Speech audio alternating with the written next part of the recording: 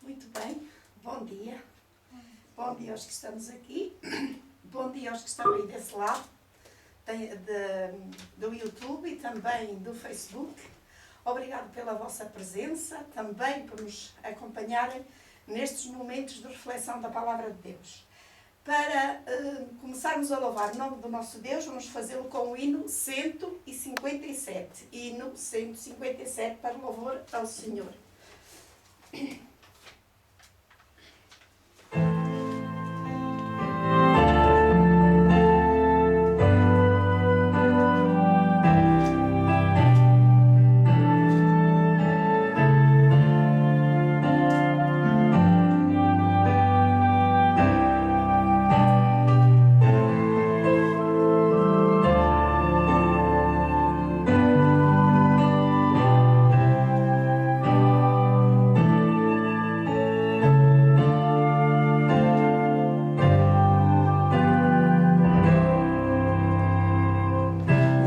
Espírito desceu do céu em plenitude de poder,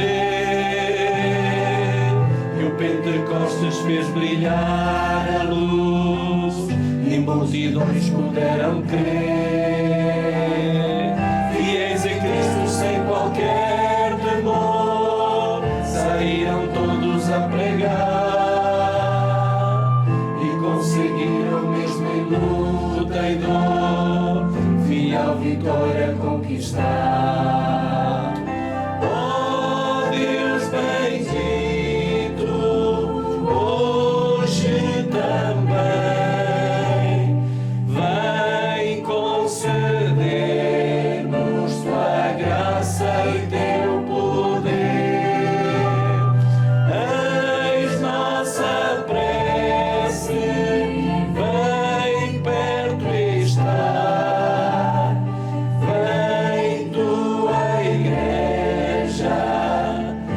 Que reavivar. Só pela fé o justo vai viver, na Bíblia vamos encontrar.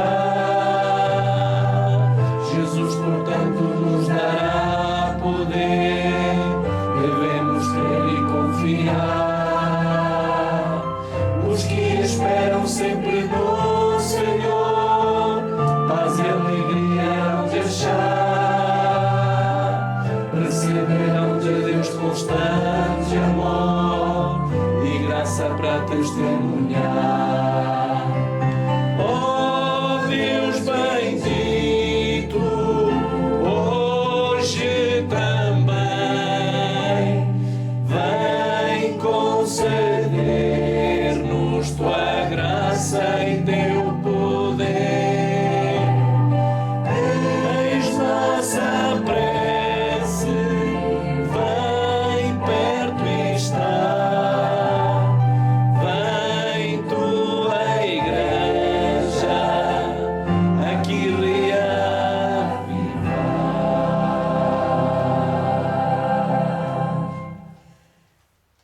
Hoje temos aqui um casal que veio do Brasil, com a nossa irmã também em Cristo Jesus, a Sofia, que já esteve aqui connosco a morar, só que ela agora também já há uns anitos, praticamente quase há 4 anos, não é, Sofia, que está no Brasil, portanto está lá a fazer a sua experiência.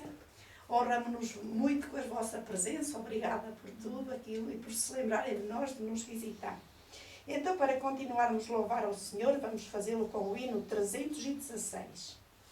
Hino 316, para continuar a louvar a Deus.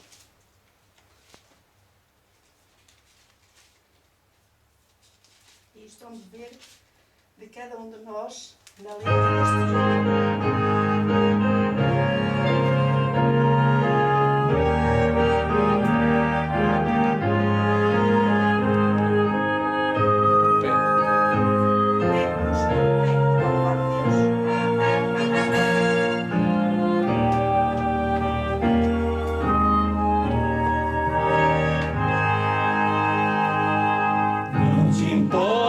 Se algum dos amigos morrer sem saber do convite de Cristo, deixa que no juízo Ele venha a dizer: não jamais me falaram de Cristo, não me falaram de Cristo, não me falaram de Cristo.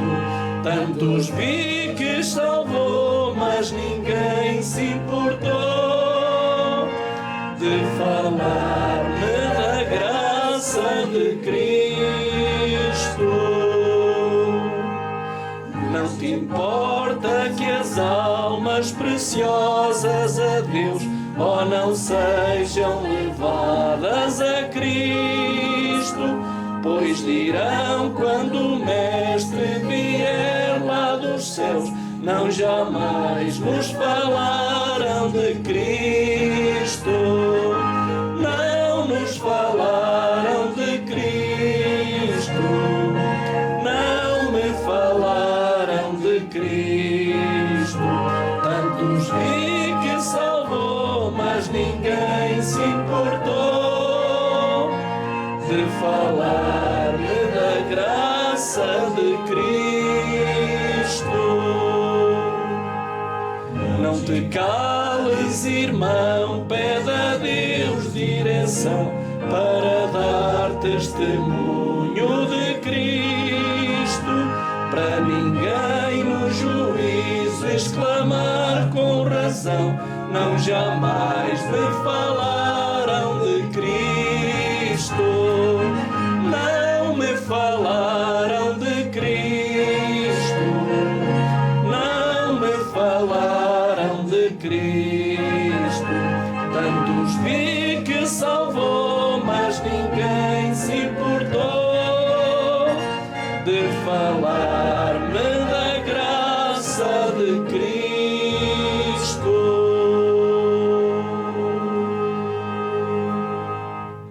Vamos então pôr-nos de joelhos. Você que está aí desse lado, põe-se de joelhos também para orarmos ao Senhor. Querido e bondoso Pai Celestial, nós te estamos gratos, Senhor, pela tua compaixão e infinita misericórdia por cada um de nós. Amém. Estamos aqui, Senhor, a viver este santo sábado na tua companhia e na companhia amiga dos teus anjos. Obrigado. Querido Deus, temos aqui algumas cadeiras vazias, mas se os nossos olhos da fé se pudessem abrir, veríamos que elas estão preenchidas com os teus santos anjos. Aleluia. Porque tu prometes na tua palavra que onde 2 ou 3 reunidos estiverem em teu nome, tu aí estarás no meio deles. Amém. E graças te damos, Senhor, porque penso que todos nós que estamos aqui estamos com o coração contrito e também, Senhor, para dar louvores a ti e honra e glória. Amém. Querido Pai, pedimos-te, Senhor, que ponhas todas as palavras que vamos proferir na nossa boca, para que não sejamos nós a falar, mas sim tu, Senhor. Amém. Fica, pois, conosco, Senhor, protege-nos e guarda-nos em nome de Jesus. Amém. Amém.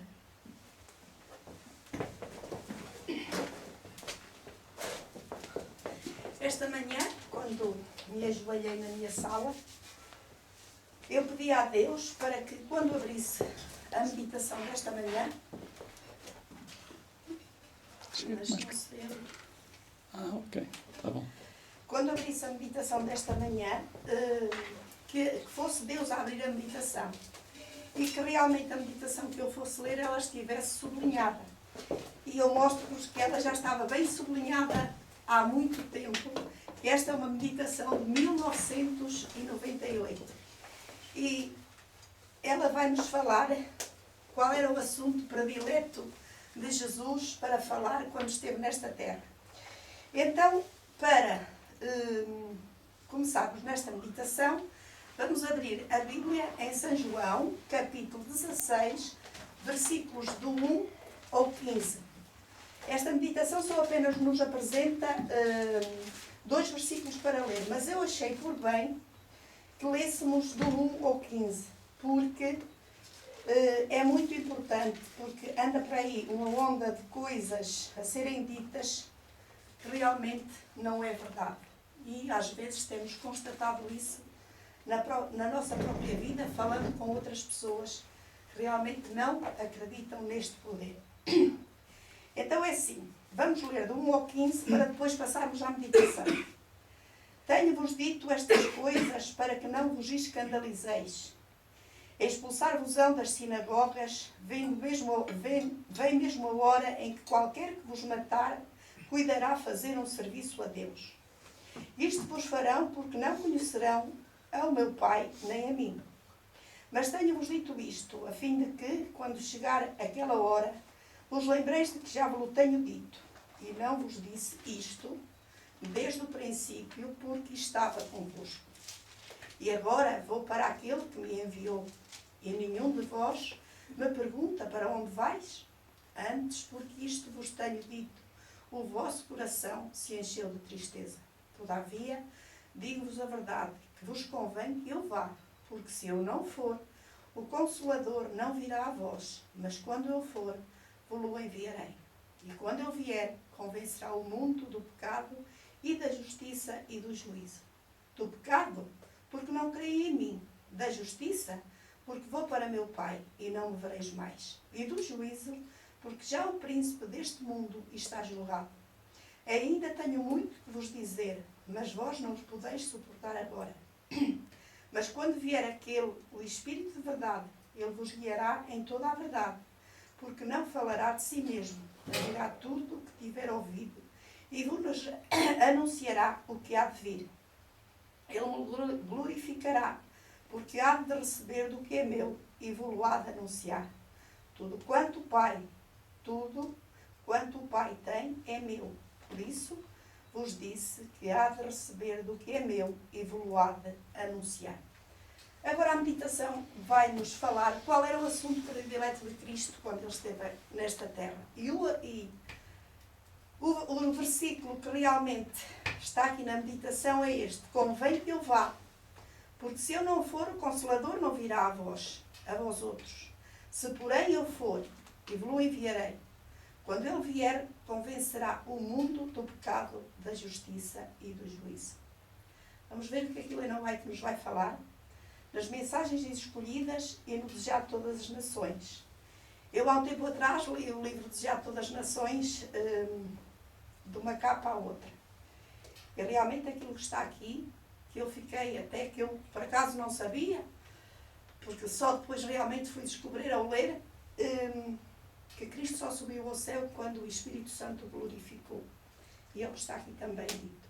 Diz assim: Cristo, o grande mestre, possuía uma ilimitada variedade de assuntos para escolher, mas aquele em que mais longamente demorava era a dádiva do Espírito Santo. Quando grandes coisas predisse ele para a Igreja em virtude desse dom. Todavia, que assunto é menos considerado hoje, que promessa é menos cumprida. Faz-se um discurso ocasional acerca do Espírito Santo e depois o assunto é deixado para a consideração posterior. Isto é Mensagens Escolhidas, volume 1, página 156. Descrevendo aos discípulos a obra oficial do Espírito Santo, Jesus procurou inspirar-lhes a alegria e a esperança que lhe animavam o próprio coração. Regozijava-se pelas abundantes medidas que providenciara para auxílio da sua Igreja.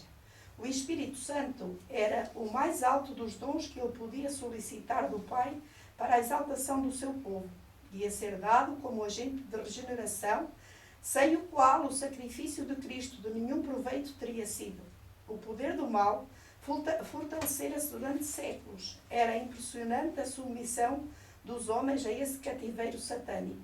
Ao pecado só se poderia resistir e vencer por meio da poderosa operação da terceira pessoa da Trindade, o qual viria não como energia modificada, mas na plenitude do divino poder. É o Espírito que toma, eficaz e que foi realizado pelo Redentor do mundo. É por meio do Espírito que o coração é purificado. Por ele o crente torna-se participante da natureza divina. Cristo deu o seu Espírito como um poder divino para vencer toda a tendência hereditária e cultivada para o mal e gravar o seu próprio caráter na sua Igreja. Disse Jesus a respeito do Espírito: Ele me glorificará. O Salvador veio glorificar o Pai pela demonstração do seu amor. Assim o Espírito havia de glorificar a Cristo, revelando ao mundo a sua graça.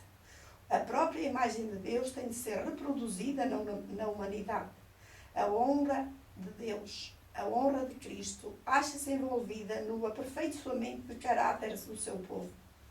E quando Ele, o Espírito de verdade, vier, convencerá o mundo do pecado e da justiça e do juízo. A pregação da palavra não será de nenhum proveito sem a contínua presença do Espírito Santo.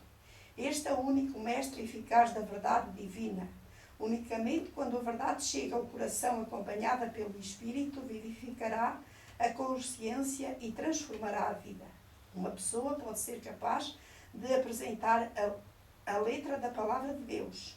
Pode estar familiarizada com todos os seus mandamentos e promessas, mas a menos que o Espírito Santo impressione o coração com a verdade, alma alguma cairá sobre a rocha e se despedaçará. A mais esmerada educação, as maiores vantagens não podem tomar uma pessoa com um vínculo de luz sem a cooperação do Espírito de Deus. Esta prometida bênção, reclamada pela fé, traz após si todas as outras bênçãos. É concedida a segunda e riqueza da graça de Cristo, e Ele está pronto a suprir toda a alma, segundo a sua capacidade para receber. Desejado todas as nações, página 671, 672. Portanto, às vezes ficamos um pouco pensativos como é que há pessoas neste mundo que negam a pessoa do Espírito Santo, a terceira pessoa do Espírito Santo. E já temos conhecido vários, e todos esses que negam a terceira pessoa do Espírito Santo, eles não estão bem na vida. É problemas atrás de problemas, criam problemas aos outros que acreditam realmente no Espírito Santo e depois contradizem as doutrinas que estão escritas na Palavra de Deus. E Helena White é bem clara que não pode haver, portanto, não pode haver salvação, não pode haver arrependimento sem que o Espírito Santo trabalhe na vida das pessoas. Por isso, meus queridos que estamos aqui e vocês que estão desse lado, temos que realmente analisar bem esta doutrina do Espírito Santo. Por acaso, aqui na nossa quinta, tivemos já vários estudos sobre isto, não só sobre isto, mas vários estudos também para alguns que são surpresos, que veem o véu na cabeça. Também é um estudo que nós não estávamos a par do assunto e que realmente fomos aprofundar.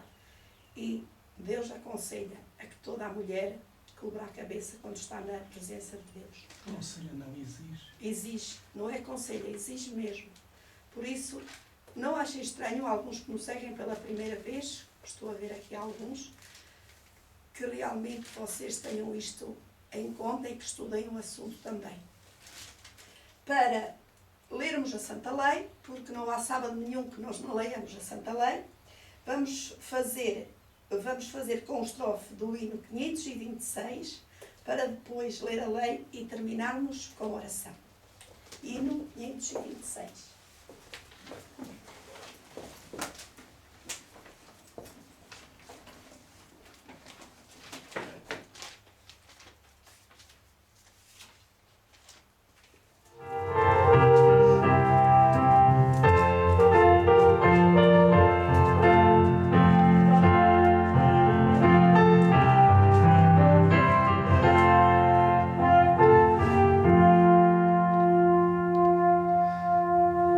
Sábia, justa,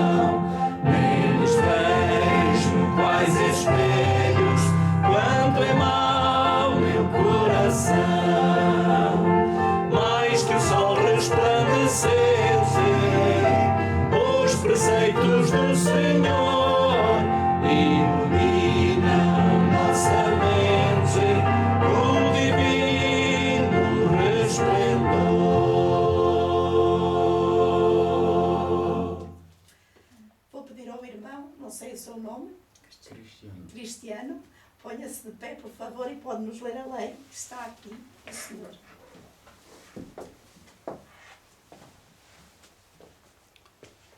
Os 10 mandamentos. Primeiro, não terás outros deuses diante de mim. Segundo, não farás para ti imagem de escultura. Terceiro, não tomarás o nome do Senhor teu Deus em vão. O quarto, lembre-te do dia de sábado para o santificar. 6 dias trabalharás, mas o 7º dia é o sábado do Senhor teu Deus. Quinto, honra teu pai e a tua mãe. Sexto, não matarás. Sétimo, não adulterarás. Oitavo, não furtarás. Nono, não dirás falso testemunho contra o teu próximo. 10º, não cobiçarás coisa alguma do teu próximo. Obrigada, irmão. Então vamos ajoelhar-nos para a oração. Sofia, não te importas de orar para nós? Não.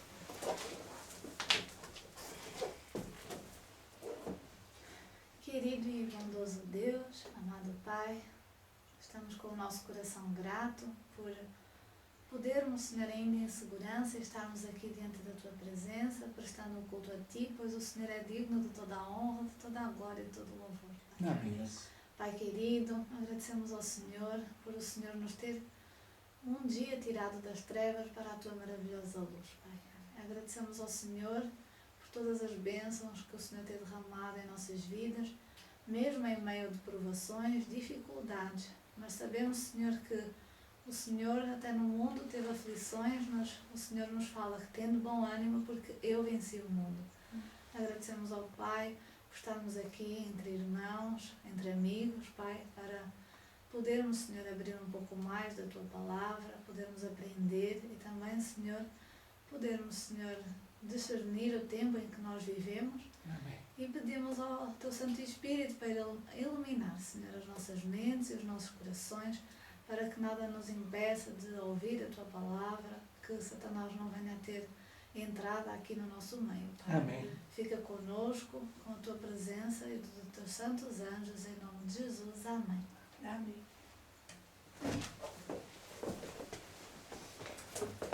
Vamos então mudar para o culto desta manhã.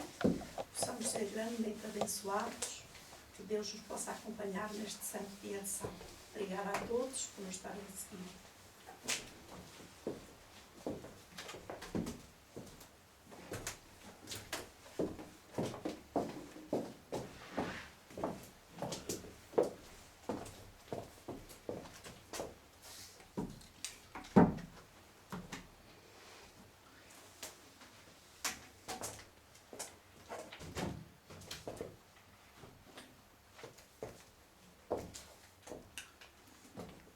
Queremos, em primeiro lugar, saudar a todos aqueles e aquelas que nos visualizam através das redes sociais. E estamos aqui porque nós queremos, sem dúvida alguma, servir e adorar o Senhor em espírito e em verdade. Vocês sabem que eu não gostaria muito de estar a transmitir em direto, mas há muitas pessoas que nos pedem, apesar de nós estarmos a gravar a mensagem para o nosso canal do YouTube, na construção da arca, e logo no final da tarde nós teremos a mensagem também com outra qualidade no YouTube.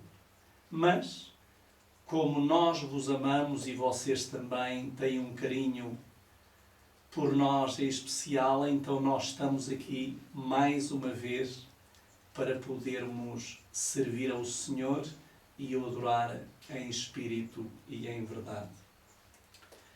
Nós temos lutado nestes últimos dias porque iniciámos uma maratona todas as noites, dia após dia, que vai sensivelmente durar mais de 3 ou 4 meses. Em que nós, como sabem, nós estamos a estudar o livro O Grande Conflito todas as noites e, como nós sabemos, ele tem 42 capítulos. Se gastarmos 3 dias com cada capítulo, no mínimo, porque vamos gastar mais em alguns, nós vamos necessitar de 6 meses, todos os dias, para dar a conhecer esta mensagem que tem sido tão ignorado. E a mensagem que nós preparamos para hoje, que eu acredito dirigida pelo Santo Espírito, também é baseada no livro O Grande Conflito, numa das profecias de Jesus. E o título que nós demos a este tema, que não iremos esgotá-lo hoje, iremos voltar a ele, é Fome na Terra. Há muitas pessoas que têm dificuldade em entender que isto que Jesus falou vai cumprir-se. Mas no mundo em que vivemos, temos 3 grupos de pessoas que olham para esta profecia de Jesus e têm 3 entendimentos. O primeiro é aquele grupo pura e simplesmente que o ignora e que diz que jamais haverá uma fome planetária no planeta. Portanto, esse é um grupo que não só crê que não haverá, mas estimula e ensina que aqueles que nisso creem estão completamente equivocados. Este é o primeiro grupo. O segundo grupo é pessoas que creem que isso pode acontecer, mas não estão preparados para que quando aconteça. Este é um problema gravíssimo.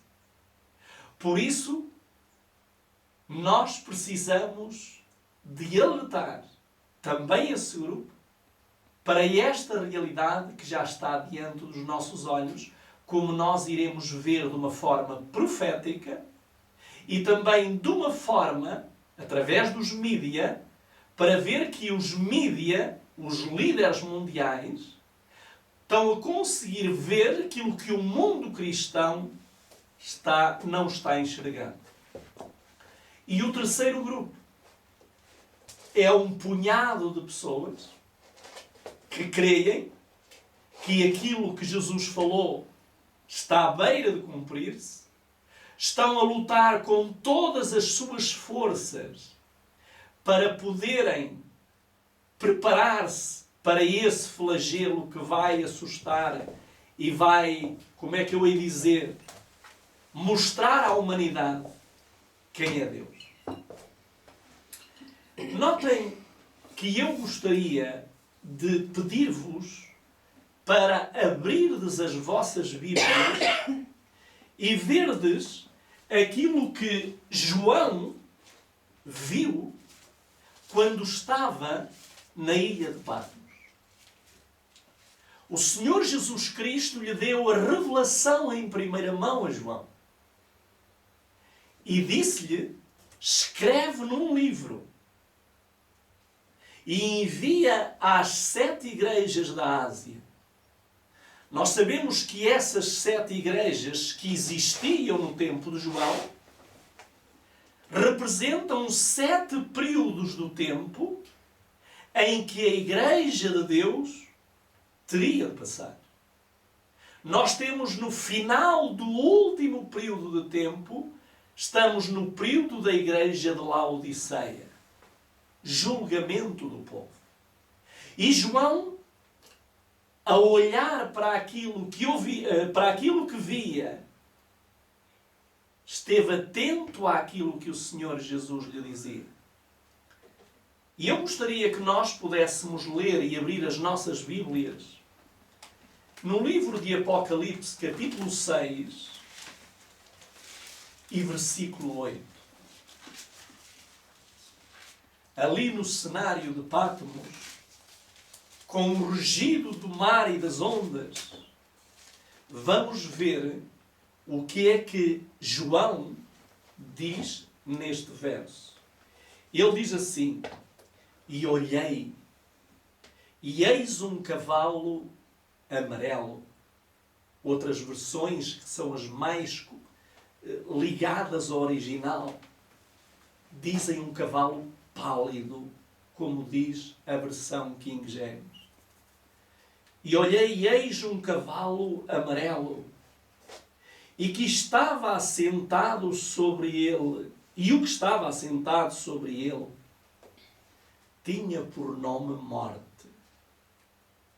E o inferno o seguia. E foi-lhes dado poder para matar a quarta parte da terra com espada, com fome e com peste e com feras do campo. Que cenário foi visto por João? Um cavalo pálido, diferente do que é natural ser visto nos cavalos. Alguém que cavalgava esse cavalo chamava-se Morte,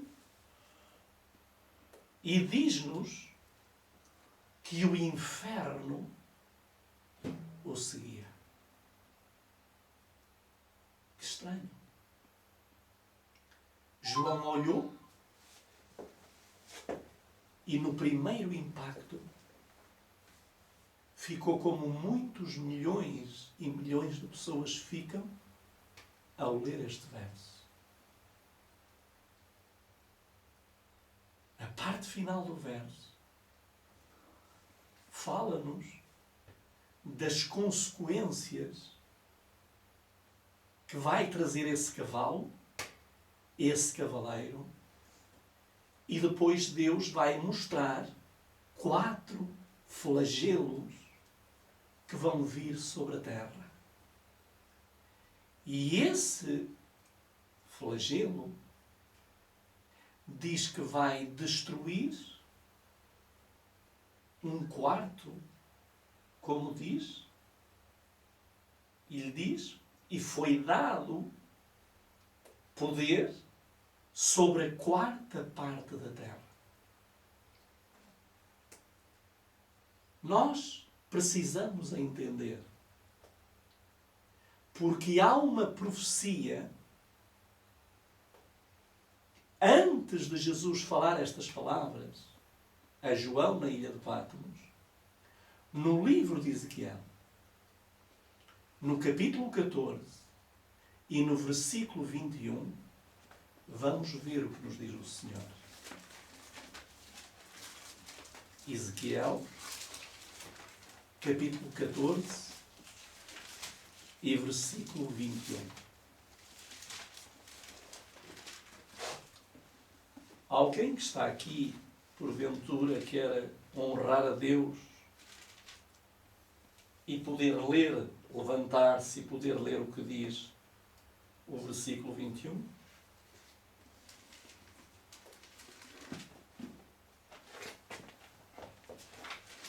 Porque assim diz o Senhor Deus: quanto mais, quando eu enviar os meus 4 juízos dolorosos sobre Jerusalém, a espada, a fome, o animal nocivo e a peste, para cortar fora dela homens e animais? Reparem que Ezequiel, cerca de 700 anos mais tarde, e quando Jerusalém, que era a cidade amada de Deus, e quando o povo amado de Deus entrou numa apostasia tamanha, Deus anunciou que estes 4 juízos viriam. Os mesmos juízos que João viu no livro de Apocalipse para o nosso tempo. Não irei falar sobre os 4 juízos. A espada representa a guerra. A fome representa caos. Mas eu gostaria de ter-me hoje sobre um dos flagelos, que é a fome. E eu escolher este flagelo, iremos falar noutra oportunidade nos outros 3 flagelos, mas ao escolher este flagelo da fome, não foi feita a escolha de uma forma leviana. Porquê? Porque o mundo, como nós iremos ver, está à beira de visualizar este grande flagelo diante dos olhos de todos nós.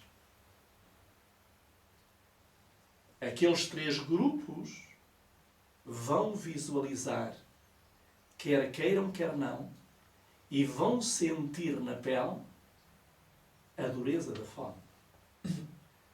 Deixem-me avançar um pouco e mostrar-vos que significa tudo isso. Existem várias opiniões. E aqui os eruditos, aqueles que se dizem teólogos, filósofos, têm várias opiniões. Mas nós, como povo de Deus, não devemos olhar para as várias opiniões, mas devemos olhar para aquilo que está escrito segundo a palavra de Deus. E quero dizer-vos que tudo o que Deus anunciou tem que ser explicado pela Escritura. Portanto, se houver alguém que queira explicar algo pelas suas palavras, por mais erudito que seja, não aceitais. Porque a Bíblia e o Espírito de profecia têm resposta para aquilo que Deus deixou escrito na sua palavra. Uriah Schmid, um dos pioneiros adventistas, e ele que acreditava, como os demais pioneiros seus contemporâneos, que Jesus viria em 22 de outubro de 1844, ele, a olhar para este verso, ele aplicou àquele tempo, como nós vamos ler,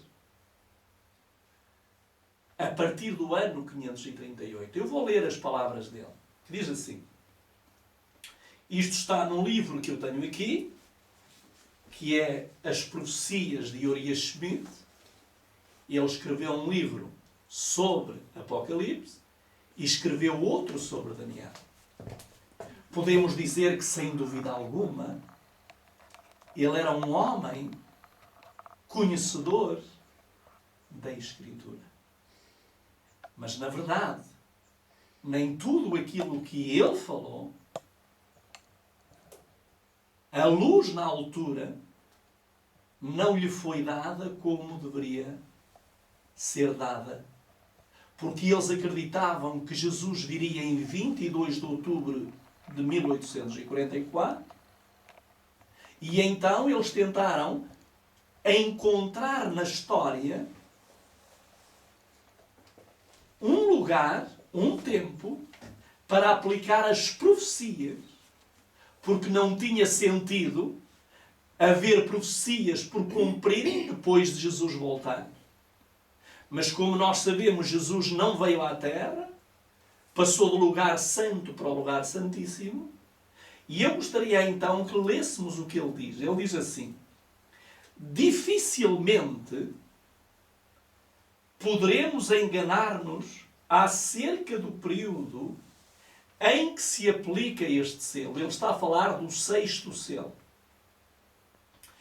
deve referir-se ao tempo em que o papado exerce à vontade e sem peias seu domínio perseguidor, desde cerca de 538 até ao tempo em que os reformadores começaram a expor as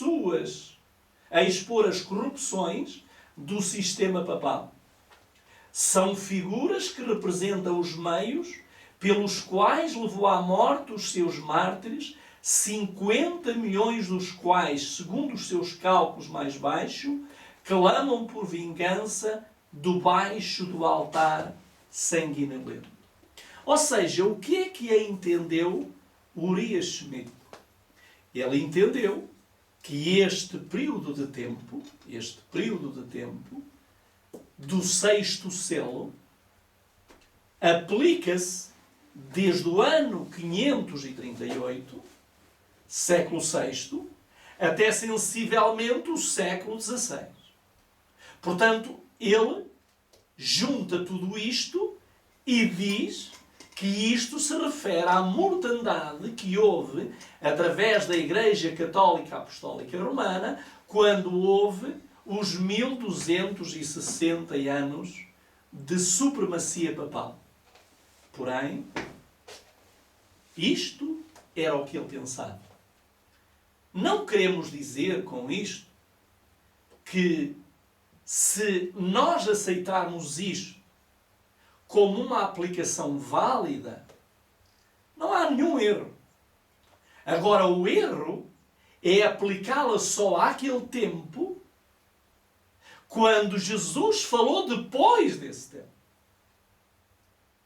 Reparem que nós vamos ver, e eu gostaria que nós pudéssemos ler duas passagens, uma que está no capítulo 6, verso 12 e 13, e vamos ver porque ele, como vos disse, ele aplica o sexto selo àquele tempo, ao século VI. E agora nós vamos ver que há uma condicionante bíblica que nos vai impedir de aceitar apenas e somente esta interpretação. E qual é ela? Apocalipse 6, 12 e 13. E o que é que diz? E eu vi, quando ele abriu o sexto selo, e eis que houve um grande terremoto. E o sol tornou-se preto, como um saco de crina, ou de silício. E a lua tornou-se como sangue. E as estrelas do céu caíram sobre a terra, assim como uma figueira lança seus figos prematuros, quando ela é abalada por um vento forte. Reparem que Deus, na pessoa de Jesus, faz questão de fazer entender a João que o sexto selo iria abrir-se com 4 sinais proféticos. Ou seja, esse selo teria que abrir-se no tempo dos sinais proféticos. E aqui estamos com um problema já. E quero dizer-vos que nós não estamos a condenar o nosso querido pioneiro, Urias Schmidt. Ele, na sua visão, a entendeu pela história que podia fazer esta aplicação. Mas se virem, ele disse e deixou uma abertura. Ele disse assim: dificilmente nos poderemos enganar. Quando nós dizemos dificilmente nos poderemos enganar, há uma possibilidade mínima de nos enganarmos. Porque dizer não estamos enganados é uma coisa. Dizer dificilmente podemos estar enganados é outra coisa. E ele foi sábio e prudente. Então notem que nós sabemos que estes sinais proféticos, eles vão ocorrer, o tremor de terra, o grande terremoto, deu-se no dia 1 de novembro de 1755 e teve o epicentro aqui na nossa cidade de Lisboa, onde em pouco mais de 9 minutos, mais de 50, uns dizem 50, outros vão a 80, outros vão a 100 mil pessoas, diz que em 9 minutos morreram mais de 50 a 100 mil pessoas. A história aqui divide-se. Lisboa foi arrasada por este terremoto. E este terremoto não foi ainda superado por nenhum outro terremoto, mesmo aquele que se deu em 26 de novembro de 2004 na Ásia, no conhecido tsunami, onde morreram mais de 250 mil pessoas. Não estamos a falar na quantidade de mortos, porque aí o tsunami superou, sem dúvida alguma, este terremoto de Lisboa, mas estamos a falar da escala de Richter, que conseguiu ir mais longe. Nenhum outro terremoto até hoje foi superado, segundo dizem os sismólogos e aqueles que estudam esta área, do que o terremoto de Lisboa. Ele foi sentido em continentes. Em África, uma aldeia inteira foi soterrada. Tal foi esse tamanho do terremoto. Portanto, este era um sinal de que, ao ouvir esse terremoto, iniciar-se a abertura do sexto céu. E volto a dizer que este terremoto foi no século XVIII. Depois, também se falou em 2 sinais que aconteceram no mesmo dia. No dia 19 de maio de 1755. Portanto, esses terremotos, esses 2 sinais, foi o sol que se tornou negro, escuro, em que diz que às 9 da manhã os passarinhos recolheram aos seus ninhos e as pessoas que estavam no campo voltaram para casa porque elas acreditavam que era o fim do mundo. Mas quando eles ainda estavam, como é que eu ia dizer, cheios de pânico daquele grande sinal, eles olham no céu e veem o terceiro sinal, a lua em sangue. Há um quarto sinal que teria que acontecer. Foi o último sinal profético. A queda das estrelas. E a queda das estrelas aconteceu no dia 13 de novembro de 1833. E aqui já estamos no século XIX. Por isso, nós precisamos entender aquilo que a mensageira do Senhor alertou. E ela diz isto. No livro Testemunhos Seletos, na página 415 e 416, ela diz estas palavras. Nesses passos das Escrituras são apresentados 2 grupos de pessoas. Notemos isto. Ela diz que no estudo das Escrituras existem 2 grupos de pessoas. Um deles se deixou enganar e aliou-se aos inimigos do Senhor. Portanto, um dos grupos deixou-se enganar e hoje está aliado com as forças das trevas. E ela continua. Porquê? Interpretaram erroneamente as mensagens que lhe foram dirigidas e revestiram-se de justiça própria. Para eles, não havia malignidade no pecado. Ensinaram mentiras como se fossem verdade. E por sua causa, muitas almas se extraviaram. É-nos preciso agora vigiarmos a nós mesmos. Foram-nos feitas advertências. Não podemos nós ver o cumprimento das predições de Cristo contidas no 21º capítulo de Lucas? Reparem bem, esta admoestação. Ellen White, ela faz uma pergunta. Não podemos nós ver o cumprimento das predições de Cristo contidas no 21º capítulo de Lucas? E qual é o 20º capítulo de Lucas? É o capítulo paralelo a Mateus 24. É onde Jesus anunciou as profecias duplas, algumas duplas e outras apenas aplicáveis a uma das duas situações, da destruição de Jerusalém e dos anos 70. Então, a mensageira diz-nos, será que nós conseguimos entender o livro de Lucas? O capítulo 21 de Lucas? Será que nós já queimamos as nossas pestanas com muita oração e com jejum, a pedir a Deus para nos fazer entender a bússola do tempo que está neste capítulo? Vamos continuar a ler.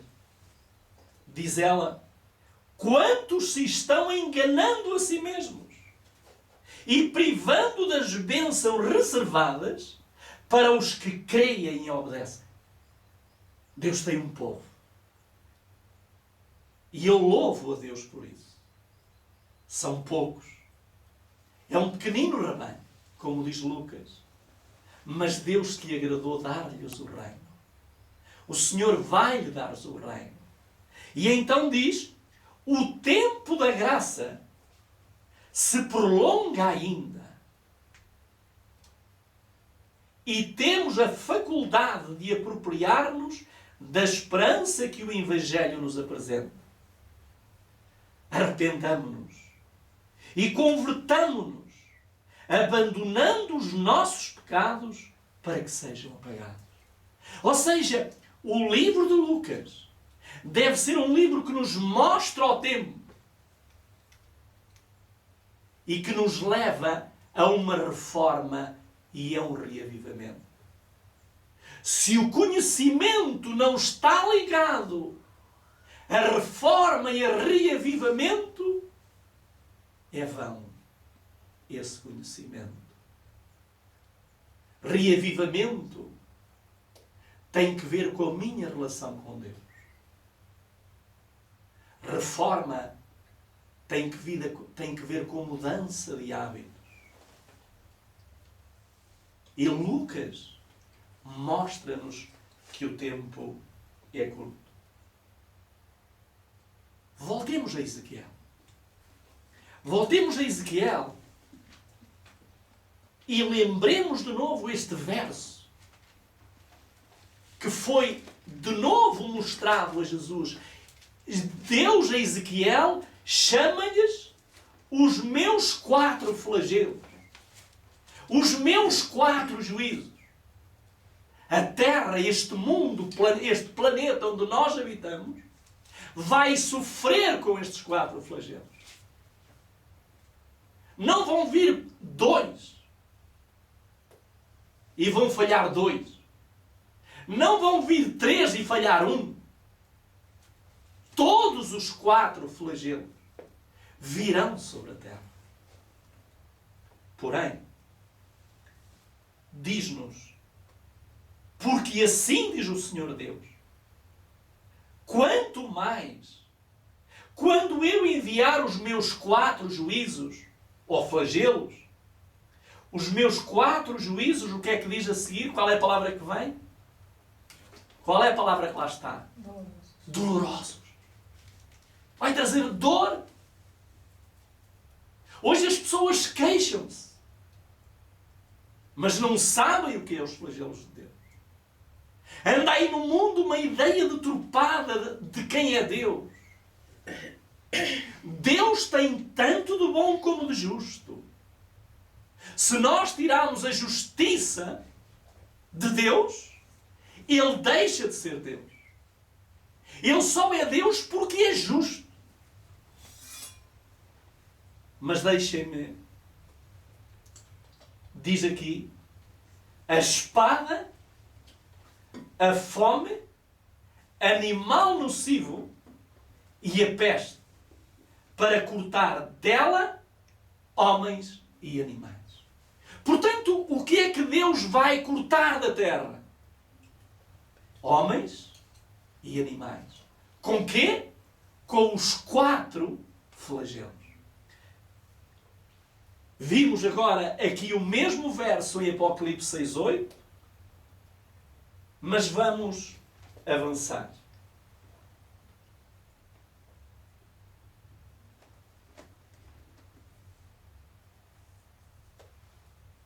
Desculpem que houve aqui uma coisa que me saltou vários slides. Ok.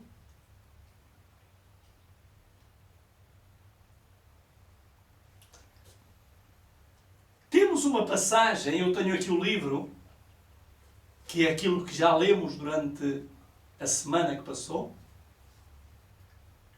O primeiro capítulo do livro Grande Conflito, a mensageira do Senhor, fala sobre a destruição de Jerusalém. O nosso Senhor Jesus Cristo, no seu grande sermão, falou da destruição de Jerusalém. E agora eu faço uma pergunta. Será isto uma coincidência? Jesus começar o seu ministério falando da destruição profética de Jerusalém e do fim do mundo? E será coincidência a mensageira do Senhor iniciar o livro O Grande Conflito e começar também pela destruição de Jerusalém? Notem o que ela diz. Terríveis foram as calamidades. Está-se a referir à destruição de Jerusalém nos anos 70 pelo general Tito. Aqueles que foram poupados dessa destruição saíram 4 anos antes, quando o general Séstio cercou a cidade de Jerusalém de exércitos. E os verdadeiros cristãos, atentos, 4 anos antes da destruição, quando viram Jerusalém cercada de exércitos, eles começaram a falar entre eles, dentro da cidade de Jerusalém.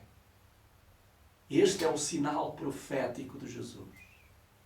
Por isso, quando saírem os exércitos da cidade, nós temos que fugir para os montes. Só que havia um problema. E qual era o problema? Sair como se toda a cidade estava cercada com o general Séstio e com um grande exército romano. Como é que eles poderiam sair? Se saíssem, era carne para canhão. Eram mortos à saída da cidade. A cidade era uma cidade impenetrável. Grandes muros. Toda fechada. Mas aqueles que estão atentos e aqueles que obedecem a Deus sabem que aquilo que Deus diz sempre se cumprirá. E o que é que aconteceu? De um momento para o outro, o imperador em Roma manda uma ordem ao general Séstio para que ele venha depressa com o exército, deixe a cidade de Jerusalém livre. E ele deu ordem ao seu exército e todos partiram. E sabem o que é que aconteceu ao povo fiel? Quando o exército sai, de Jerusalém, quando não há mais cerco, eles saíram da cidade e foram para os montes. E a mensageira do Senhor diz: nenhum cristão fiel pereceu dentro da cidade. Condenados de loucos, porque estavam a sair quando agora havia prosperidade. Mas eles saíram. Foram para as montanhas, vivendo nas montanhas. 4 anos mais tarde,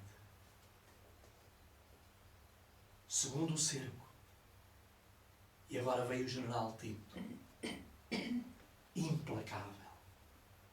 E é verdade que Tito não queria fazer mal, nem queria destruir o templo de Jerusalém. Ele deu ordens para não destruírem o templo de Jerusalém. Mas houve um soldado usado pelas forças das trevas, lançou algo para dentro do templo. E em poucas horas, a cidade, o templo e os habitantes estavam reduzidos a cinza. Terríveis, diz a mensageira do Senhor. Terríveis foram as calamidades que caíram sobre Jerusalém quando o cerco foi reassumido por Tito. A cidade foi assaltada na ocasião da Páscoa, quando milhões de judeus estavam reunidos dentro dos seus muros. Suas provisões de víveres, que a serem cuidadosamente reservados teriam suprido os habitantes durante anos, tinham sido previamente destruídas pela rivalidade e vingança das frações contendoras, e agora experimentaram todos os horrores da morte à fome. Uma medida de trigo era vendida por um talento. Tão atrozes eram as transes da fome, que os homens roíam o couro dos seus cintos e sandálias e a cobertura dos seus escudos. Numerosas pessoas saíam da cidade à noite, furtivamente para apanhar plantas silvestres que cresciam fora dos muros da cidade. Se sabem que muitos fossem agarrados como severas torturas, e muitas vezes os que voltavam em segurança eram roubados naquilo que haviam rebuscado com tão grande perigo. As mais desumanas torturas eram infligidas, que se achavam no poder, a fim de extorquir o povo atingido pela necessidade, os últimos e escassos suprimentos que poderiam ter escondido. Comer o cabedal dos cintos, comer o cabedal dos escudos, comer o esterco das pombas, vender-se uma cabeça de um jumento. Fome é a coisa mais cruel que pode existir na Terra. Nenhum outro flagelo. Porque, como eu tenho dito, a guerra mata de imediato. A fome mata lentamente. E não há nada mais grave que é nós sabemos que vamos morrer lentamente. Vamos continuar a ler o que diz a história. Numerosas pessoas saíam da cidade à noite. Já lemos há bocadinho isso. Mas agora no segundo parágrafo em vermelho diz assim: maridos roubavam de sua esposa e esposa de seu marido. Viam-se filhos arrebatar o alimento da boca dos seus pais idosos. Reparem, uma mulher que ama o marido, com tanta fome, rouba-lhe aquilo que ele tem na boca para comer. O marido rouba a mulher. Os filhos roubam aos pais, já sem forças, idosos. Vocês acham que isto está escrito apenas para nos dar conhecimento um pouco da história passada? Vocês acham que Ellen White foi inspirada pelo Espírito Santo para apenas nos contar a história passada? Já veremos. Diz-nos aqui algo que está escrito no livro de Lamentações de Jeremias. No capítulo 4, verso 10. Notem o que diz Lamentações de Jeremias. Como é possível isto? Nós muitas vezes, como diz a mensageira do Senhor, estamos enganados. E ela diz em Lamentações de Jeremias, no capítulo 4, em versículo 10, vamos ver o que ela diz. Ela diz assim, 4, versículo 10. As mãos das mulheres compassivas. O que é que elas fizeram? Cozeram seus próprios filhos. Você pode me dizer assim, não eram mães. Não esteja do lado do povo de Deus e você vai fazer isso no futuro. Irmão, mas eu não sou canibal. Elas também não eram. Você acha que elas não amavam os seus filhos? Amavam. Mas a fome era tão grande. E quero-vos dizer que estas pessoas que a Bíblia está a falar, não eram o mundo, não eram os ímpios. Eram aqueles que se diziam cristãos. Eu gosto deste verso. Não do que ele diz, mas da forma como diz. Ele diz, as mãos das mulheres compassivas cozeram seus próprios filhos, serviram-lhe de alimento na destruição da filha do meu povo. Queridos amigos, diz-nos o próprio Senhor. Novamente se cumpriu a profecia de aviso, dada quantos séculos? 14 séculos antes. 1400 anos.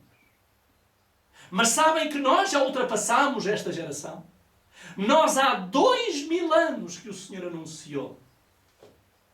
E nós estamos à beira do final dos 6000 anos. Faltam apenas, segundo a profecia bíblica, faltam apenas pouco mais de 5 anos para o fim do pecado na terra. E a Bíblia. Agora notem o que diz a seguir. E quanto à mulher mais mimosa, vamos agora para Deuteronômio. Eu quero que vocês leiam. Eu tenho aqui o verso, mas é bom lermos para ver que aquilo que estamos a estudar não são invenções minhas, mas são profecias. Deuteronômio 28:56. E eu pedi a alguém que queira ler este verso, porque é, na verdade, doloroso. 28:56. Quem quer ler? E quanto à mulher mais mimosa e delicada no meio de ti, que de mimo e delicadeza nunca tentou pôr a planta de seu pé sobre a terra, será maligno o seu olho contra o homem do seu regaço, e contra seu filho, e contra a sua filha. E agora o verso 57. E isto por causa das suas pérolas que saírem Das suas párias. das suas párias que saírem dentre os seus pés, e para com os seus filhos que tiver, porque os comerá às escondidas por falta de tudo, no cerco e no aperto, com que o teu inimigo te apertará nas tuas portas. O profeta Moisés, escrevendo na lei, ele diz que a mãe faria isto por falta de quê? O que é que lá está? O que é que lá está no verso? Por falta de tudo.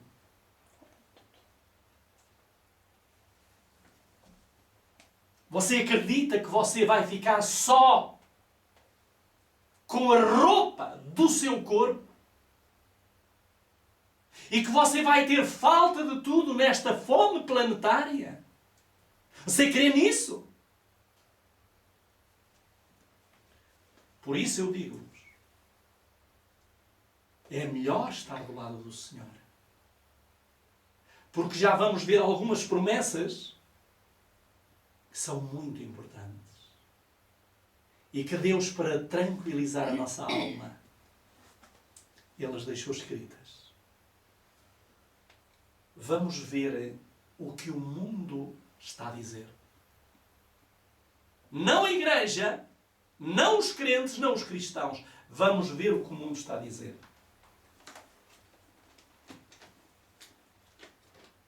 O jornal O Público, que é um jornal português, um jornal de notícias português, no dia 8 de novembro de 2021, disse isto: fome mundial, contagem regressiva para a catástrofe. De acordo com o Programa Alimentar Mundial da ONU, mais de 45 milhões de pessoas estão hoje em risco de fome, quando em 2019, antes da pandemia, eram 27 milhões. Num ano, duplicou a fome. 2 anos, triplicará, quadriplicará. Vamos ver um jornal online também brasileiro, que é um jornal que eu por acaso acompanho muito, que é o Observador, um daqueles que eu considero dos mais fiéis, disse em 18 de março de 2022, foi há pouco tempo, 18 de março, disse o Observador: guerra está a aumentar a desnutrição e pode causar mais fome no mundo. Alerta a ONU. A Ucrânia alertou na quinta-feira a Organização Mundial do Comércio de que pode ser forçada a restringir as suas exportações de alimentos se o conflito se prolongar. Deixem-me dar-vos uma informação. Eu gostaria de poder pôr 2 vídeos, não irei pôr por uma questão de tempo. Mas quero-vos dizer que a Ucrânia e a Rússia são os 2 países do mundo que exportam mais cereais para o planeta. Depois temos o Brasil, em terceiro lugar, e temos a Austrália e também a Índia. Mas reparem que com esta guerra está à beira de cerrar-se. Eu, como vos disse, ainda há dias fui a um supermercado e uma mãe ia buscar farinha para cozer pão. E quando lá chegou, apercebeu-se que não havia 1 quilo de farinha na prateleira. E o hipermercado dizia que não sabia quando iria repor a falta da farinha. O mundo sabe. Deixem-me ler uma notícia de 14 de março da agência Lusa. Diz: catástrofe no Iémen. 19 milhões de pessoas vão passar fome. A ONU estima que o país atinja um número recorde de 19 milhões de pessoas com fome até ao final do ano 2022. Vejam que o Iémen não tem muito mais que 19 milhões. O que está a dizer que vai haver países, agora, os países mais pobres estão a desaparecer. Porque não têm que pôr na sua mesa. Você comeu hoje? agradeça a Deus. Erga os olhos ao céu. Porque 19 milhões não comeram esta manhã. E não irão comer durante a tarde. Isto me assola, me angustia.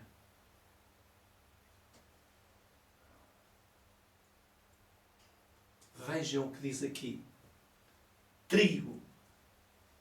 Vocês sabem que o trigo é fundamental. O pão é um bem essencial para a humanidade. Se nós tivermos um pouco de pão e um pouco de água, não morremos à fome. Mas vejam o que diz aqui. Trigo.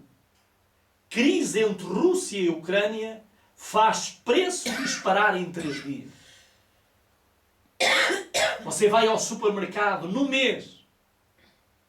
Você vai com os mesmos 50 euros.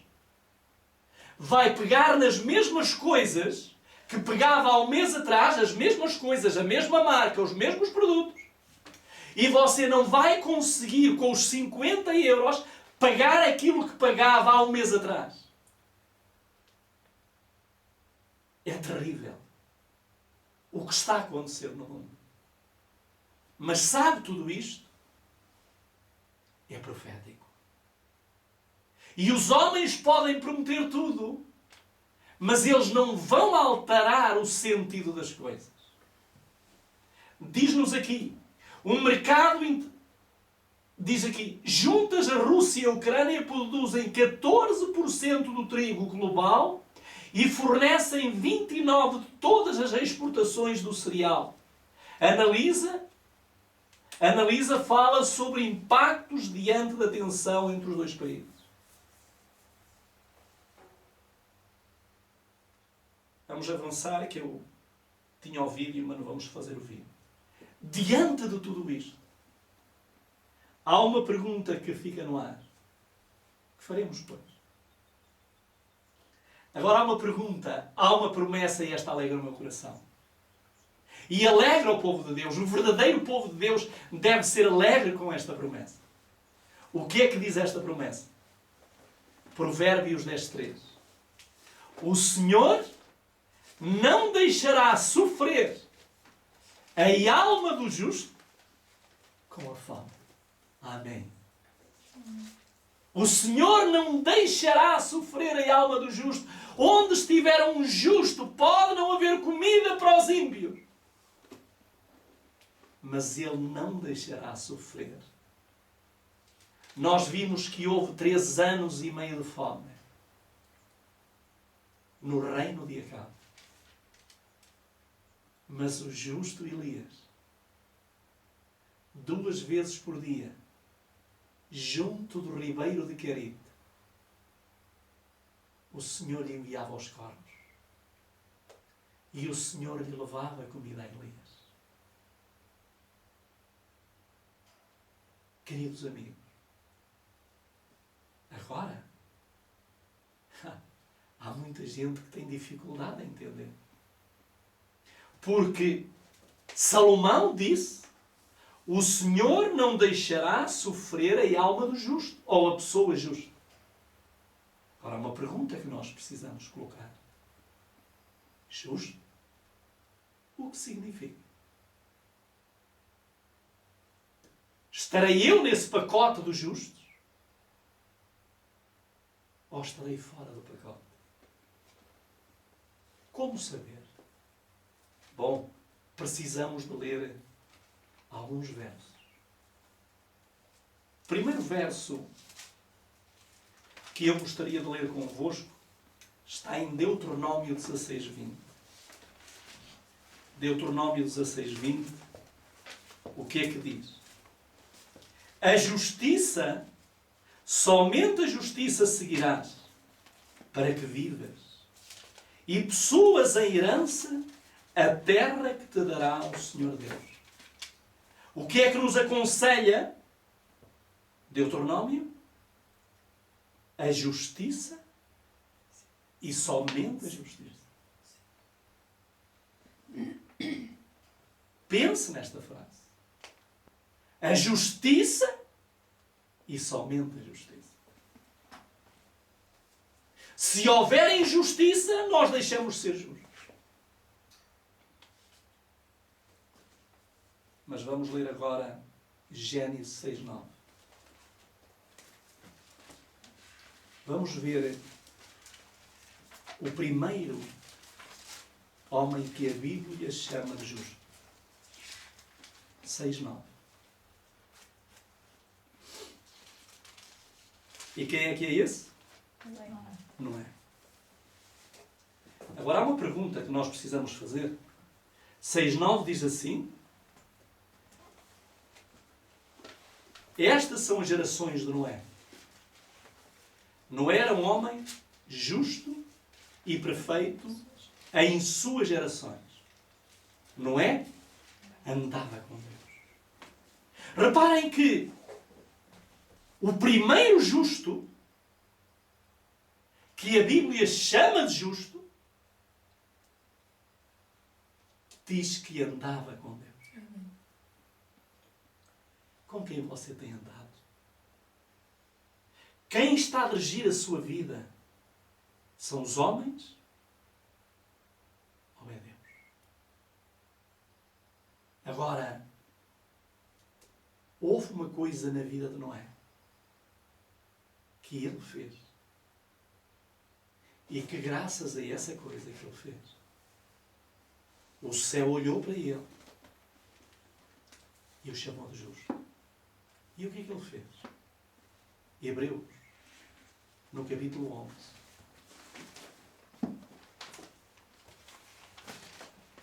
e no versículo 7, vai nos dizer o que é que ele fez. Hebreus 11, 7 diz assim. Notem como começa este verso. Pela fé, Noé divinamente avisado. E agora nota a frase que vem a seguir. Das coisas que quê? Que ainda não se viam. Quais coisas?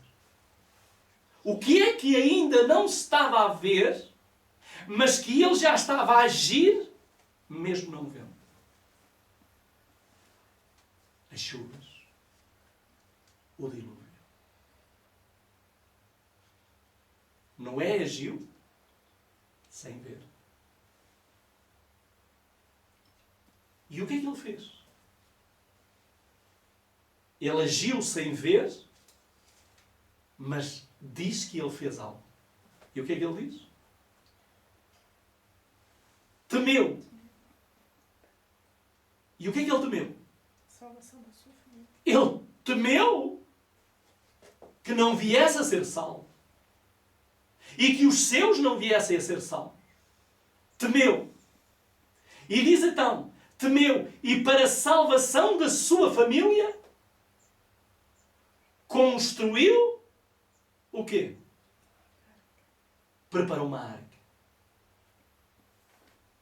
Pela qual condenou o mundo e foi feito herdeiro da justiça, que é segundo a fé. Reparem que Noé não apenas avança, não apenas crê que vai vir e fica parado. Não, ele temeu. E ele disse, eu tenho que fazer tudo o que está a meu alcance. E ele construiu uma arca. E eu faço uma pergunta. Qual é a arca aonde você vai viver os últimos dias? Ainda ontem o meu filho foi ver uma casa e o senhor da casa que lhe alugou a casa disse-me que tinha 170 pessoas para ir verem a casa. E ele disse, vocês ou pegam ou largam. E sabe o que é que ele disse? Há pessoas do estrangeiro que viram o anúncio da casa no Facebook e querem deixar a cidade e querem vir para as montanhas. Pessoas de Lisboa, de várias partes, me ligaram a dizer: nós queremos sair da cidade. O mundo lá fora, que não tem o conhecimento de Deus como nós temos, está a preparar uma arca para estes dias. Quer ter o seu cultivo, quer ter o seu feijão, quer ter as suas batatas, quer ter o seu pão. Estão preparando uma arca. Um homem justo, uma mulher justa, é aquele que avança nas pegadas de Noé. Noé falava: vai vir o dilúvio. Mas Noé testemunhava construindo a arca. Nós precisamos de pregar. Nós temos recebido aqui pessoas que vêm de outros lugares.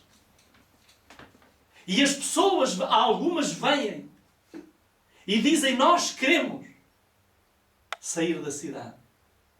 Algumas já se passaram vários anos. Continuam na sua vida diária. E nunca sairão. Vamos continuar a ler mais um verso. Agora vamos para um outro homem que foi chamado justo. Mateus 1,19. Mateus 1,19. Vamos ler mais um justo. Porquê que estamos aqui a ver o justo? Porque Deus disse que o justo não sofrerá o flagelo da fome. Então eu tenho que viver como esses homens. Diz-nos 1,19. Diz-nos assim: então José, seu marido, como era justo e não queria infamar, intentou deixá-la secretamente. Reparem, há aqui um outro homem justo. Quem é este José? Este José era o pai adotivo de Jesus. Sua mulher, ele estava casado, mas ainda não tinha coabitado com Maria. Maria tinha vindo de casa da sua prima Isabel da Judeia. E agora, quando Maria chega junto de José, aparece de uma forma surpresa, grávida. Ele conhecia que era Maria. Ele sabia que a sua mulher era fiel. Mas o inimigo começou a colocar algumas dúvidas na cabeça. E José, sendo um homem justo, pensou deixar Maria de uma forma inteligente. Porque se ele fosse denunciá-la, Maria era lapidada, era morta por lapidamento. E ele pensou: eu vou deixá-la e vou-me embora. José agia pelos atos conduzidos pelo Senhor. O Espírito de Deus depois visitou, aliás foi o anjo que o visitou, e lhe disse: José, não temas. Aquilo que tu tens pensado de Maria é verdade. Ela não te traiu, ela era uma mulher séria. A sua gravidez é obra do Espírito Santo. Esse que vai nascer será chamado Filho de Deus. E ele teve a honra, um homem justo, de ter nos seus braços e receber na sua casa o mais justo dos justos, foi Cristo Jesus. Marcos 6,20. Outro homem justo, 6,20, diz assim: porque Herodes temia a João, sabendo que era o quê? Homem justo e mais? E santo. Herodes, o tetrarca, olhava para João Batista estranhamente vestido e via nele um justo. As pessoas que cruzam, meu irmão, minha irmã, contigo na rua,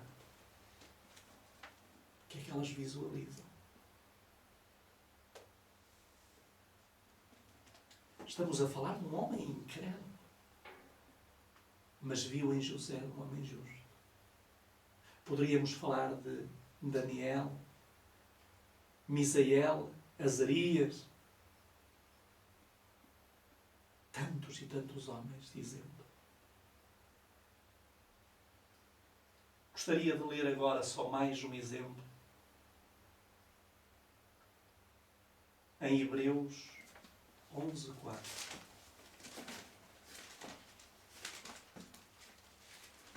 Nós estamos vendo o que é ser justo.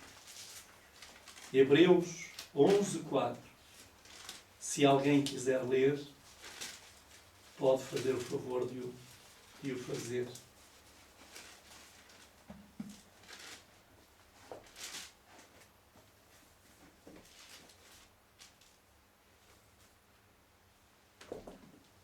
Pela fé, Abel ofereceu a Deus maior sacrifício do que Caim, pelo qual alcançou o testemunho de que era justo, dando Deus testemunho dos seus dons, e por ela, depois de morto, ainda fala.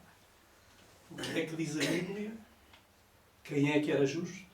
Ou quem é que foi justo? Abel. E porquê é que ele se tornou justo? Porque ele deu a Deus aquilo que Deus pedia. O homem justo não é aquele que dá a Deus o que Deus não pede. O homem justo é aquele que dá a Deus aquilo que ele pede. No livro Fé e Obras, estamos quase a concluir, no livro Fé e Obras diz assim: os que confiam inteiramente na justiça de Cristo, olhando para Ele como viva fé, conhecem o Espírito de Cristo e são conhecidos por Cristo. Fé simples habilita o crente a realmente considerar-se morto para o pecado, mas vivo para Deus em Cristo Jesus, nosso Senhor. Somos salvos pela graça mediante a fé. E isto não vem de nós. É dom de Deus. Caso procurássemos desdobrar essas preciosas promessas aos sábios do mundo, eles zombariam de nós. Pois o homem natural não compreende as coisas do Espírito de Deus, porque lhe parecem loucura, e não podem entendê-las porque elas se discernem espiritualmente. Vamos terminar esta primeira parte com esta profecia do Salvador. A profecia do Salvador, relativa aos juízos que deveriam cair sobre Jerusalém, há de ter outro cumprimento do qual aquela terrível desolação não foi senão de noção. O que está a dizer o Senhor é que aquilo que vai acontecer no mundo vai ser muito mais implacável do que aquilo que aconteceu em Jerusalém. E ele continua.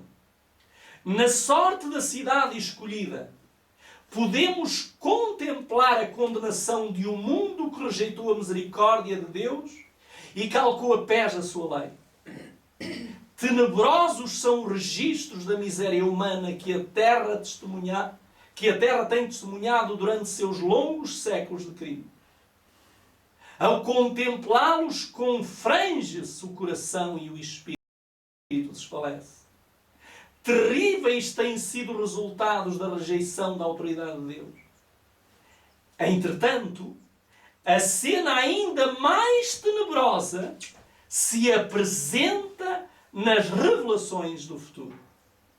Os registros do passado, o longo cortejo dos tumultos, conflitos e revoluções, a armadura daqueles que pelejavam com ruído e os vestidos rolavam no sangue, Isaías 9:5, que são em contraste com os terrores daquele em que o Espírito de Deus será totalmente retirado dos ímpios, não mais contendo a explosão das paixões humanas e ira satânica. O mundo contemplará então, como nunca antes, os resultados do governo de Satanás. Estamos à beira. A mensageira do Senhor diz que o Espírito está se retirando da terra. Em breve esta terra não terá mais Espírito. Ler a outra parte final diz-nos algo que a mim me assusta. E sabem porquê? Por duas razões. Primeiro, porque quero ser cristão. E segundo, porque estou num mundo que não há cristianismo. E isto preocupa. Diz a mensageira do Senhor: o mundo não está mais preparado para dar crédito à mensagem para este tempo do que os que tiveram os judeus para receber o aviso relativo ao Salvador. Às vezes acontecem estas coisas, não é? Há pessoas que querem entrar, mas não é no direto, é através do telefone.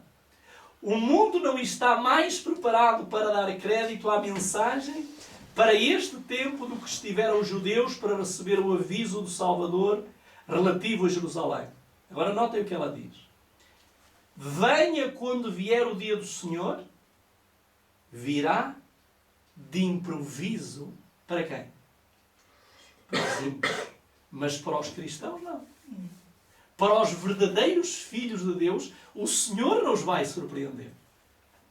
Porque Deus vai assinalar todos os dias os sinais da sua volta. E Ele diz: correndo a vida, os ímpios neste caso, correndo a vida de sua rotina invariável, encontrando-se os homens absortos nos prazeres, negócios, comércio e ambição de ganho, e estando os dirigentes do mundo religioso a engrandecer o progresso e a ilustração do mundo, e achando-se o povo embalado em uma falsa segurança. E então diz: então, como o ladrão à meia-noite, rouba na casa que não é guardada, sobrevirá a repentina destruição aos dos cuidados ímpios, e de nenhum modo escaparão. Eu deixo no ar esta pergunta. E a Igreja? Não vamos responder esta pergunta. Até aqui falámos do individual. Na segunda parte iremos falar do coletivo. Como estará a Igreja? E quero-vos dizer que não são boas notícias.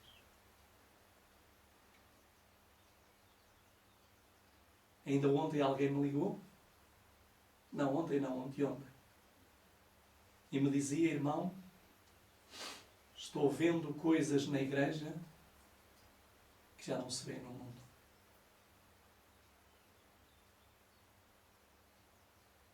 Mas Deus tem uma Igreja na Terra. Uma Igreja que está nos passos do Salvador. Que não se desvia nem para a direita, nem para a esquerda. Que é tão fiel a Deus como o buço leva ao pó. Querido amigo, querida amiga, a fome vai vir. E creio que, segundo eu estive a ler, não quero alarmar muito, há uma fonte dos Illuminati. E que tudo aquilo que eles têm vindo a dizer está a acontecer. E essa fonte de Illuminati diz que a fome começará no meio do ano de 2022 de uma forma extensiva a todo o planeta. Por isso, que Deus nos ajude a ter a certeza da promessa de Provérbios que veio da boca do Senhor. Diz que o justo, o flagelo da fome, não o surpreenderá, não o atacará. Porque Jesus disse, o seu pão e a sua água serão certas. Que Deus nos ajude. E que Deus nos dê forças para vencer. Estaremos de novo amanhã no encontro do estudo do grande conflito. Nada mais, nada melhor para estes tempos do que estudarmos o livro Grande Conflito. Se você vive em Portugal e se você não tem o livro Grande Conflito, deixe uma mensagem privada, deixe o seu endereço, que nós enviar-lhe-emos o livro gratuitamente, para que você nos possa acompanhar neste estudo que o diabo odeia. Vamos então terminar agora com o hino.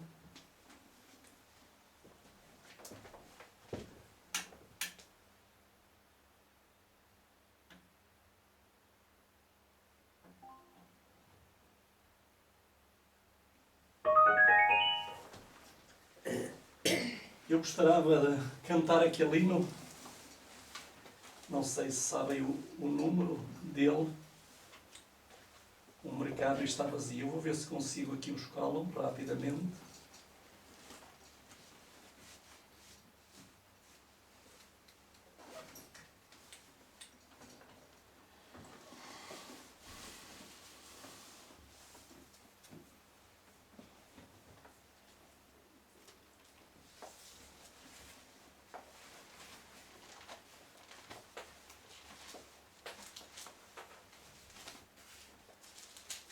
Confesso que não me recordo do número.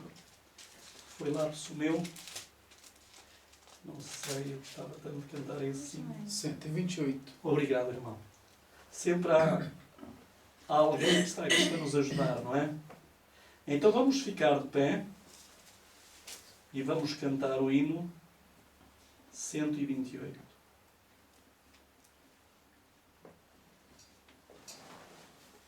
É aquilo que vai acontecer em breve a esta terra.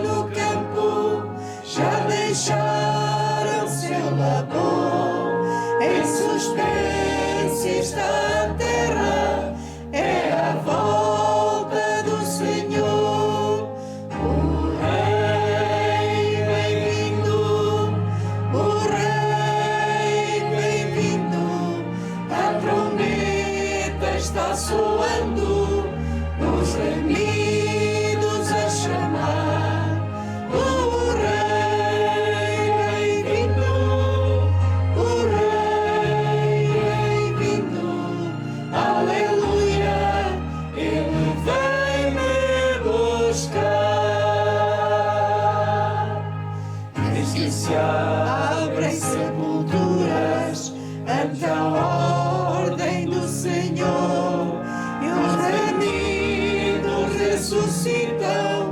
em hosanas e louvor, mas os maus em desespero, em angústia e aflição, já se escondem pelas rochas, fogem da destruição. O Rei bem-vindo, o Rei bem-vindo, a trombeta está soando, os remidos a chamar. O Rei bem-vindo, o Rei bem-vindo, aleluia, Ele vem me buscar. Já os salvos vão subindo, o socorro angelical, todo o céu está se abrindo, há um brilho sem igual, como o som de muitas águas, nós ouvimos ecoar. Aleluias ao Cordeiro, nós já vamos para o lar. O Rei bem-vindo, o Rei bem-vindo, a trombeta está soando, os remidos a chamar. O Rei bem-vindo, o Rei bem-vindo, aleluia, Ele vem me buscar.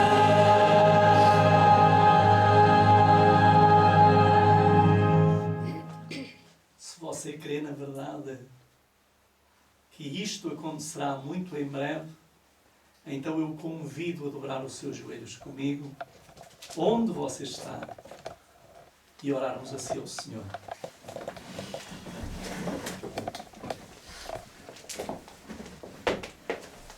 Senhor nosso Deus, os nossos corações, Senhor, estão alegres, felizes, pelas promessas que Tu tens para os Teus amados filhos. Tu tens sempre cuidado de nós. Apesar de indignos, de miseráveis pecadores e mortais. Mas o Teu amor é tão grande que, querido Pai, Te leva a amar-nos como nos tens amado. Mas, querido Deus, como nós podemos ver através das profecias, o tempo da graça está à beira de ser fechado. Existem dois grandes pecados na terra que estão a contribuir para o fechamento do tempo da graça. A anulação da Tua santa lei e a transgressão, querido Deus, do santo dia de sábado. Amorável Pai, dá-nos força, poder e voz para podermos, aonde quer que for, anunciar estas verdades eternas. Ajuda-nos, Senhor, que nada nem ninguém nos separe de Ti e que Tu sejas tudo em nós. Obrigado, querido Pai, por estes irmãos e amigos que nos estão a visualizar nos quatro continentes, nos vários continentes da Terra. Abençoa-os. Alcança-os. E que eles sejam poupados também dos flagelos de Deus. Fica conosco, dá-nos um resto de sábado abençoado. Ajuda-nos, querido Deus, a permanecermos no Teu repouso e termos muito cuidado com tudo o que vamos fazer, pensar, ver ou ouvir. ao falar. Ajuda-nos, Pai. Que a Tua santa lei esteja no nosso coração e que nela meditemos dia e noite. Uma bênção para nós, mas também para as nossas famílias. Tem compaixão delas, Senhor, misericórdia delas. Que elas não venham a perecer com estes 4 flagelos, mas que se arrependam e se entreguem a Jesus. É no seu santo e bendito nome que te pedimos e agradecemos todas estas graças. Amém.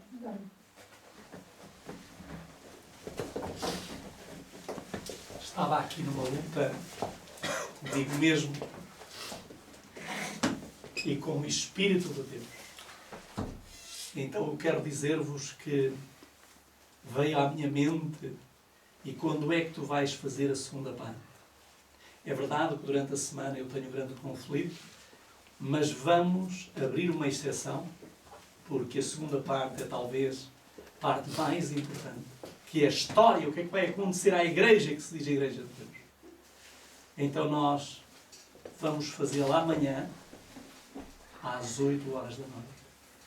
Teremos a segunda parte sobre este flagelo. Portanto, não estudaremos o grande conflito e vamos concluir esta mensagem. Porque eu era para passá-la para o próximo sábado, mas há uma distância muito grande e eu queria que as pessoas conectassem uma mensagem à outra. Fiquem com Deus, obrigado pelo vosso carinho e então, até amanhã, às 8 da noite.